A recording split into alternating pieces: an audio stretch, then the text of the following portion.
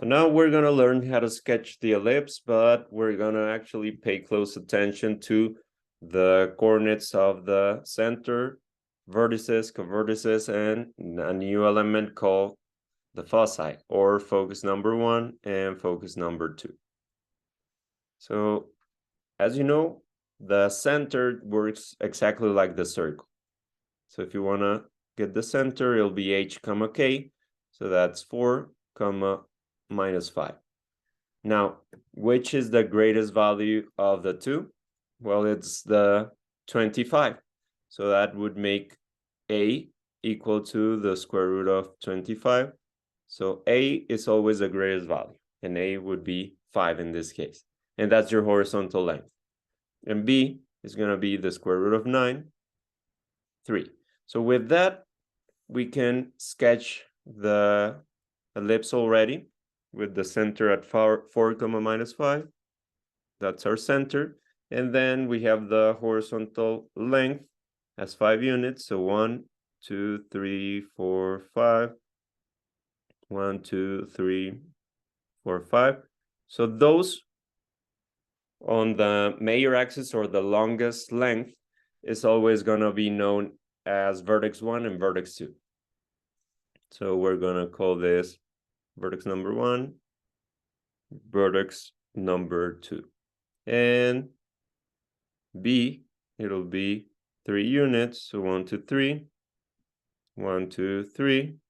So those are the covertices. And we can sketch the ellipse. We would just be missing the foci. And we're going to find those in a moment. So let's write down the center, 4 comma minus 5. And we can figure out the coordinates of the vertices just by looking at them. That's minus 1 comma minus 5. And the other one is 9 comma minus 5. Now, let's try to figure out those by using the formulas. This is a horizontal ellipse, and we know that because the greatest value between a and b is the a is under the x. So let's use the formulas that we have here, and the vertices are h plus minus a comma k. So we're going to have h as 4 plus minus a as 5 comma k as minus 5. So we can split that into the two values. 4 plus 5, that's 9 comma minus 5. Let's call this vertex number 2 to have the same order. And then 4 minus 5, it'll be minus 1 comma minus 5. If you notice, those are the exact same coordinates that we got visually, and we got them as well by using the formulas. So this is 9 comma minus 5 and minus 1 comma minus 5.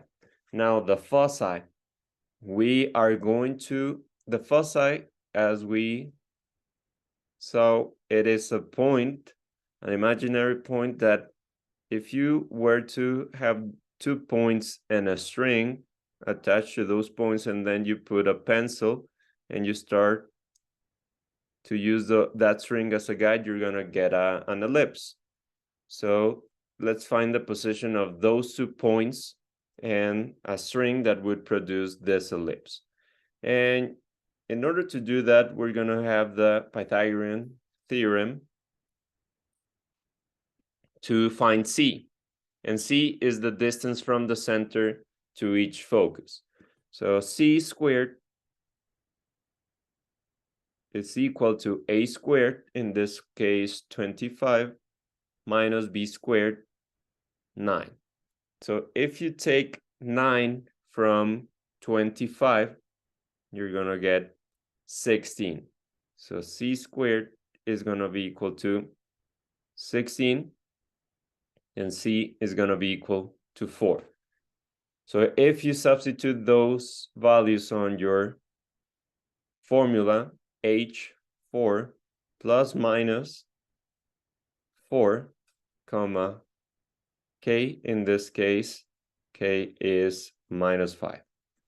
And if I do it visually, that means that I have to move 4 units from the center to the side. So 1, 2, 3, 4. So that's always on the major axis. 1, 2, 3, and 4.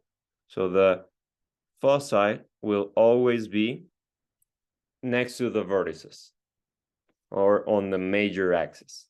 And if you want to use the formula will get you 4 plus 4, that's 8, comma -5. And the other one is going to be 4 minus 4, 0, comma -5. And that's exactly what we got on this example. 8, comma -5, and 0, comma -5.